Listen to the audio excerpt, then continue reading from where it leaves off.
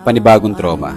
Na-experience nyo na ba yun na binuksan nyo ulit yung mundo ninyo para sa panibagong tao? Pero yung taong binigyan nyo ng pagkakataon, sinira yung tiwala ninyo. At mas hinigitan pa yung trauma na iniwan sa'yo. Lagi yung tatandaan na kapag ang isang tao galing sa isang matinding trauma at kapag binuksan nila ulit yung puso nila, handa na yan ulit magmahal. Handa na ulit yung sumugal.